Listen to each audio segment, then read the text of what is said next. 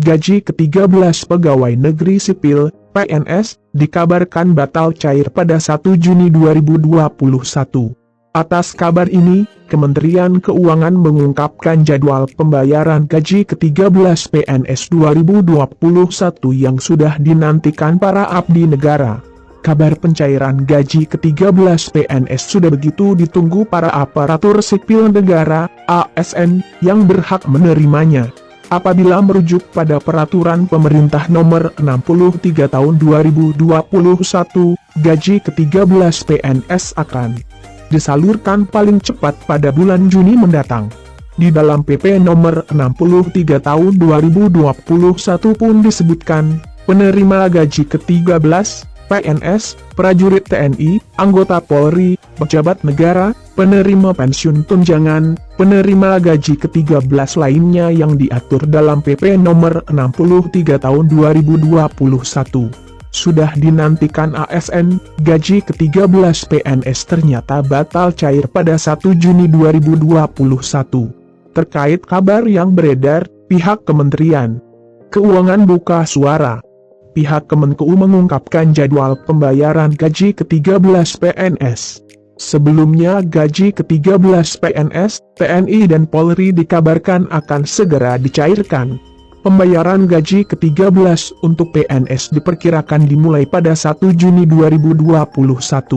Besaran gaji ke-13 PNS akan sama dengan kebijakan tahun lalu, yakni tidak diberikan secara full atau penuh. Hal tersebut sesuai dengan Peraturan Pemerintah Nomor 63 Tahun 2021. Waktu pemberian bulan Juni, idealnya diberikan paling cepat bersamaan dengan pemberian gaji pokok bulan Juni, yaitu tanggal 1 Juni. Prinsipnya masih merujuk PP ini, ujar PLT Kepala Biro Hukum, Komunikasi dan Informasi Publik Kemenpan RB, Muhammad Afrou C. Namun baru-baru ini, Menteri Keuangan Sri Mulyani Indrawati telah meminta secara resmi kepada kementerian dan lembaga, KL, untuk menghemat anggaran belanja tahun ini. Hal tersebut dikhawatirkan akan berpengaruh pada gaji ke-13 yang akan cair di awal Juni. Sontak hal ini membuat banyak PNS bertanya-tanya, benarkah gaji ke-13 batal cair? Direktur Jenderal Anggaran Kemenkeu Isara Cimatawarta mengatakan pencairan gaji ke-13 untuk PNS yang rencananya cair pada awal Juni akan tetap direalisasikan.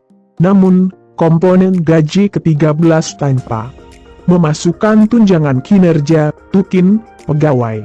Diberitakan, gaji ke-13 PNS pada 2021 tidak mencakup tunjangan kinerja dan insentif.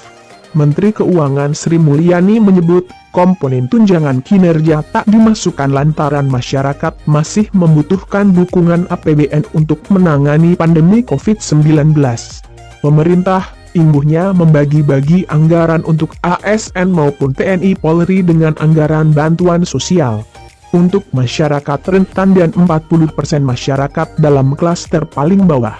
Akibat pandemi yang belum berakhir, pihaknya mengakui menambah pos anggaran yang sebelumnya belum dianggarkan, antara lain untuk program Kartu Prakerja sebesar Rp 20 triliun, yang sebelumnya hanya Rp 10 triliun, subsidi kuota internet untuk pelajar dan pengajar, BPUM, dan imbal jasa penjaminan UMKM.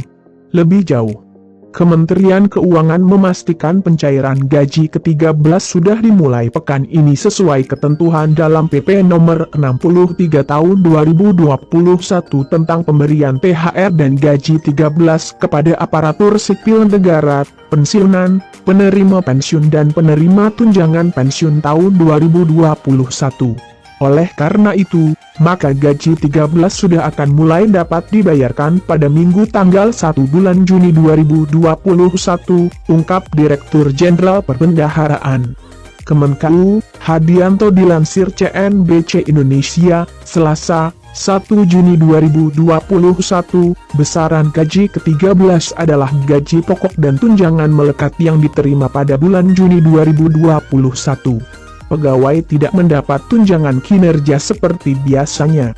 Hadianto memastikan pihaknya telah melakukan penyesuaian terhadap aplikasi pembayaran gaji yang akan digunakan oleh KL untuk mengajukan permintaan pembayaran ke KPPN. Dalam rangka persiapan permintaan pembayaran tersebut, KL sudah dapat mendownload aplikasi tersebut dan melakukan rekonsiliasi dengan KPPN sebelum mengajukan permintaan pembayaran ke KPPN, jelasnya. Seluruh KPPN di seluruh Indonesia telah siap untuk menerima permintaan pembayaran dan melakukan pencairan gaji 13, tegas Hadianto. Besaran gaji ke-13 maksimal yang bisa didapatkan ASN atau PNS juga terlampir. Dalam PMK nomor 42/PMK 05/2021, berikut daftar besaran gaji ke-13, 1. Pimpinan dan anggota lembaga non-struktural, Ketua Kepala atau dengan sebutan lain Rp 9.592.000, Wakil Kepala atau dengan sebutan lain Rp 8.793.000, Sekretaris atau dengan sebutan lain Rp 7.993.000, anggota Rp 7.993.000. Pejabat tingkat eselon 1 pejabat pimpinan tinggi utama pejabat pimpinan tinggi. Madya Rp 9.592.000 eselon 2 pejabat pimpinan tinggi Pratama Rp 7.342.000 eselon 3 pejabat administrator Rp 5.352.000 eselon 4 jabatan pengawas Rp 5.242.003. ASN berdasarkan tingkat pendidikan A. Pendidikan SD SMP sederajat, masa kerja sampai 10 tahun Rp 2.235.000, masa kerja di atas 10-20 tahun Rp 2.569.000, masa kerja di atas 20 tahun Rp 2.971.000. B. Pendidikan SMAD 1 sederajat, masa kerja sampai 10 tahun Rp 2.734.000, masa kerja di atas 10-20 tahun Rp 3.154.000, masa kerja di atas 20 tahun Rp 3.738.000. C. Pendidikan D2 sederajat, masa kerja sampai 10 tahun Rp 2.963.000, masa kerja di atas 10-20 tahun Rp 3.411.000, masa kerja di atas 20 tahun Rp 4.046.000. D. Pendidikan S1 D4 sederajat, masa kerja sampai 10 tahun Rp 3.489.000, masa kerja di atas 10-20 tahun Rp 4.043.000, masa kerja di atas 20 tahun Rp 4.765.000. E. Pendidikan S2 S3 sederajat, masa kerja sampai 10 tahun Rp 3.713.000, masa kerja di atas 10-20 tahun Rp 4.306.000, masa kerja di atas 20 tahun Rp